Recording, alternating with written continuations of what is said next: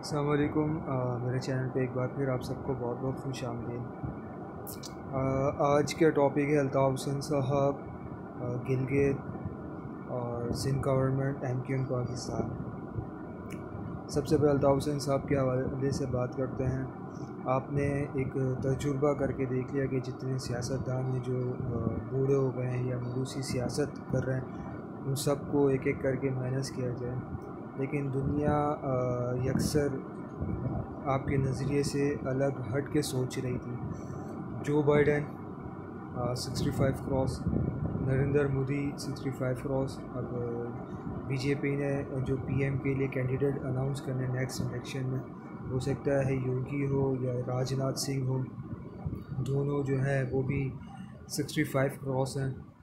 और इससे पहले मलेशिया में महातीर मोहम्मद रहे, जिनकी गवर्नमेंट को हटाया गया। इस दुनिया में और भी मिसालें मौजूद हैं। बात ये नहीं होती, बात होती है लीडरशिप क्वालिटी की। जिस तरह अल्ताफ़ हुसैन साहब ख़ुद एक लीडर हैं, उन्होंने अपनी सलाहियत का लोहा मनवाया। दूसरा, कहा जाता है कि अल्ताफ़ हुसैन साहब के हवाले से इस वक्त सोशल मीडिया में बहुत बातें हो रही हैं, लेकिन बात यह है कि इन्फ्लुएंसर भी अगर अल्ताफ़ हुसैन साहब के हवाले से अगर बात ना करें, यूट्यूब तो रह गया, यूट्यूब पे ही ज़्यादातर हैं। एक्सट्रीम जो मीडिया है उसमें इक्का दुक्का कभी कोई ख़बर लग गई तो लग गई। अल्ताफ़ हुसैन साहब ख़ुद एक इन्फ्लुएंसर हैं, जो लोगों को अपनी तरफ जानते हैं कि किस तरह अट्रैक्ट करना है। उन्होंने ये करा भी है सोशल मीडिया के थ्रू, जिस तरह से वो एक्टिव है, चाहे वो टिकटॉक हो, चाहे ट्विटर हो, चाहे यूट्यूब पे उनका पेज हो, चाहे फेसबुक पे हो। जिस तरह से वो एक्टिव हैं तो उस तरह लगता है नहीं किसी इन्फ्लुएंसर की ज़रूरत है, या कोई इन्फ्लुएंसर जो है वो उनके लिए बात करे। वो ख़ुद जो है वो वन मैन, लगता यूँ है कि आर्मी है, वो खुद ही जो है वो और उनकी टीम सभी कुछ हैंडल कर लेती है। बात ये कि माइनस होने के बाद कराची के जो देरीना मसाइल हैं, जो कि तू ही रहे 2016 के बाद से, तो बल्कि और ज़्यादा ही बदतर होते चले गए। लेकिन बात ये कि एमक्यूएम पाकिस्तान ने अब जो है वो अपनी मौजूदगी का उस तरह से लोगों में एहसास नहीं दिलाया, या अपनी ग़रीब आवाम में नहीं बना पे। हालांकि कुछ अच्छे काम किए, जिस तरह सेंसस के हवाले से इन्होंने स्टांस लिया और सीसीआई में मामला किया, तो उस पर यह हुआ कि रिकाउंटिंग के बाद दोबारा हल्का बंदियाँ हुई हैं, उसके सीटें बढ़नी हैं, जिसकी वजह से सिंध गवर्नमेंट मान तो गई। सिंध गवर्नमेंट को एक ये था जरदारी साहब को कि हम जो है वो उनसे डील कर लेंगे, कोई एक अच्छी डील बना लेंगे, बिलावल को वज़ीर आज़म ले आएंगे। लेकिन यूँ होता दिखाई नहीं दे रहा। जिसमें जौक दर जौक जो है वो लोग जमा हो रहे थे, लोग आ रहे थे, उनकी पार्टी ज्वाइन कर रहे थे। अब ऐसा है कि सिंध गवर्नमेंट को बहुत टाइट हाथ रखा जाने वाला है। लेकिन बात वही है कि माजी की तरह जो करप्शन केसेस रहे, या अब जो है जो उन पे केसेस डाले जा रहे हैं, उसका कुछ होना आगे जाके भी नहीं है, ये तो हतमी बात है। दूसरा, अब जीडीए सनाती कोई परफॉर्मेंस दिखा नहीं पाई।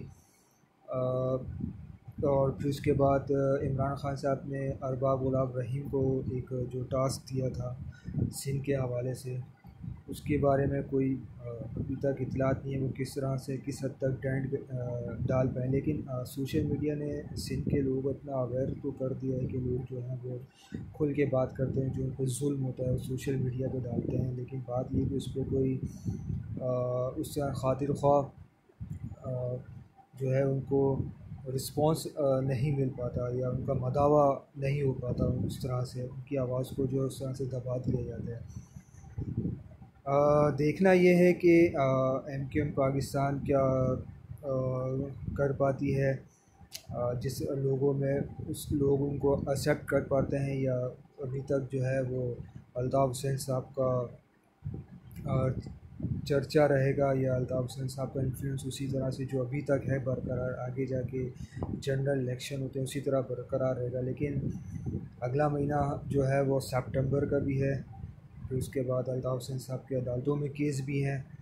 जिस तरह एमक्यूएम पाकिस्तान के रहनुमाओं को जो है वो बर्रियत मिली है कि केसेस में, तो हो सकता है अब इस केस का कुछ उस तरह से रहा नहीं है। बाकी ना अगर इनको मिल गई तो ज़ाहिर सी बात है, अगर केस लगता है अदालत में सुनवाई होती है मेरिट पर या उसकी तारीख़ आगे नहीं बढ़ाई जाती, तो ये हकीकी तौर पे नज़र आ रहा है कि ये केस जो है वो पहली या दूसरी सुनवाई में ही निपटा दिया जाएगा, ख़त्म हो जाएगा, हक़ में फ़ैसला आ जाएगा।